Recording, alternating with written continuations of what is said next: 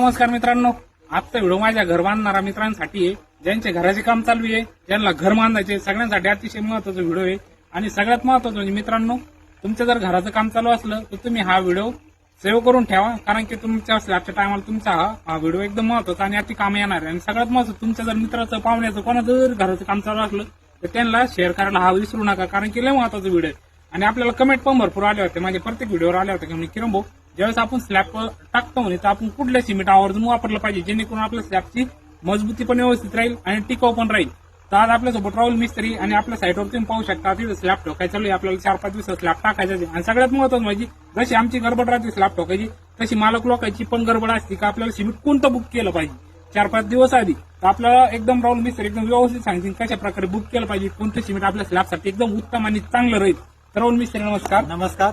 राहुल मिस्त्री आपल्या सगळ्या मित्रांना एकदम सोप्या भाषेत आणि एकदम सुटसुटी सांगून टाका तुम्ही सिमेंट कुठलं वापरलं पाहिजे. सर्वात प्रथम आपलं 1 मजली 2 मजली असं काम राहतं. बरोबर. समजा एंडिंग जर असलं, समजा पहिला मजला आहे त्याच्यावर दुसरा मजला तुम्ही करून राहिली, बरं. तर पहिल्या मजला तुम्ही ना अंबोजा प्लस सिमेंट जरी वापरलं तरी चालतं. पण बरं. ज्यावेळेस आपल्याला शेवटचा स्लॅब आहे, समजा दुसरा मजला असेल, तिसरा मजला असेल, त्याच्यावर तुम्हाला काम करायचं नाही. बरं. शेवटचं आहे म्हणजे जे तिथे ना पावसाचा जास्त प्रभाव राहणार आहे, पाण्याचा, उन्हाचा, त्याकरता आपल्याकडे तुम्हाला मी 2 व्हरायटी सांगतो सिमेंटच्या. ते अतिउत्तम आणि एकदम उत्कृष्ट सिमेंट आहे. सर्वात प्रथम तुम्ही अंबुजा कवच वापरलं तर एकदम चांगलं, त्याच्यावाली मजबूती चांगली, लिकेज होत नाही स्लॅब, आणि भराई चांगली जर केली तर शक्यतो गरमायचं बी टेन्शन नसतं. म्हणजे वॉटरप्रूफ प्लस तो थंड प्रूफ आहे. आणि दुसरा त्याच्याबरोबर आणखीन एक चांगलं सिमेंट आहे, ते म्हणजे आपलं अल्ट्राटेकचं सुपर सिमेंट. ते बी खूप चांगलं सिमेंट आहे. ते दोन्ही सिमेंट असे तुम्ही जर वापरलं तर शक्यतो स्लॅब लीक होत नाही, स्लॅबची मजबूती वाढते आणि जास्त दिवस टिकतो. आणि स्लॅबमध्ये जे आपण गज टाकणार आहे ते गज ते सोडून देत नाही, म्हणजे त्याचं मावचर लागून, पाणी नाही जिरलं म्हणजे मावचर लागणार नाही, मावचर नाही लागलं म्हणजे गजाची लाईफ वाढणार आहे.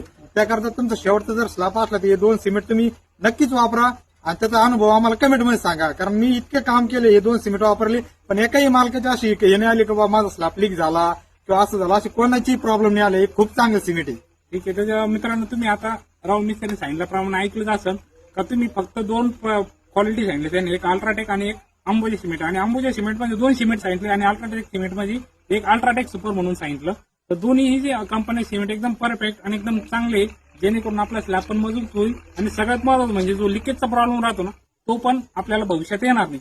तर त्या पद्धतीने आता तुम्ही तुमच्या स्लॅबची जर लेवल झाली असेल किंवा टाकायला वेळ असेल, तुम्ही अशा प्रकारे सिमेंट वापरून तुमचं एकदम स्लॅब मजबूत आणि टिकाऊ बनवू शकता.